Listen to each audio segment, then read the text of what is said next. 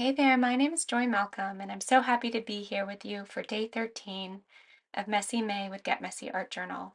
The word for today is gathering, and I'm going to show you how I go about gathering a few of the items that I'll use to make my art journal page.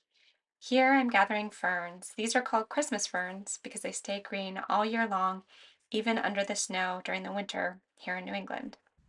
I'm going to use these ferns as well as some pressed flowers from last summer to make a cyanotype. I love to collect books, especially vintage gardening books and field guides. I also love to collect vintage cameos. So now that I've gathered a few of my favorite things, I'm going to get started with my art journal page. I put scrap paper behind the pages I'm working on to protect the rest of my journal and also to use as a paint palette that I can reuse later on as a background or as a journal cover.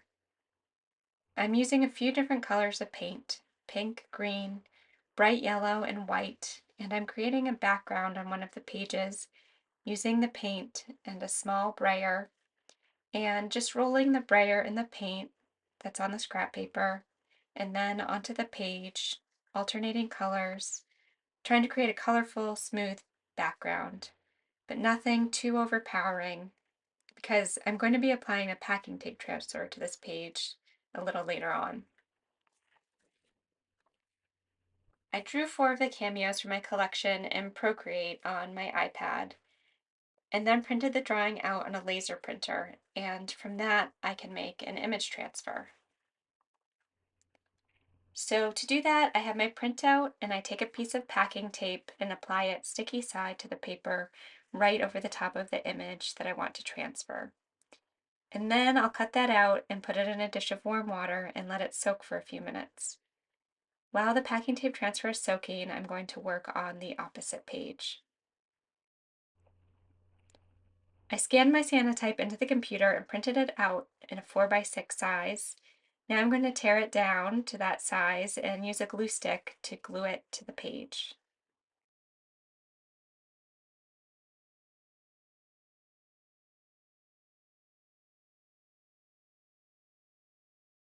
The packing tape has been soaking for a few minutes, so I'll rub the paper pulp off the back.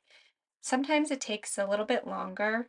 I'll get some of the paper off, then put it back in the water to soak for a bit until all the paper comes off.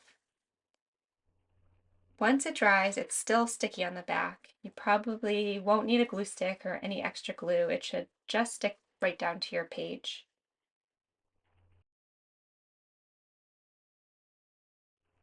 When I'm doing a monthly journaling challenge, I like to use this paper to type the word of the day on.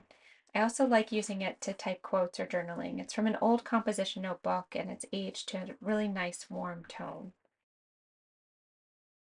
The paper is pretty brittle, so I have to be careful with it, but on the other hand, it's nice that it tears down so easily. I glue that down with a glue stick and then I'll paint semi-gloss gel medium on top of the packing tape transfer. I do this to cut down on some of the shininess of the packing tape. You could also use a matte medium if you wanted it to be even more matte, or you can just leave it as is. I'm using pen and ink to write on the page. You'll see that I make quite a mess of my fingers with the ink. It just seemed to get everywhere. I'm writing some of the things that I enjoy gathering.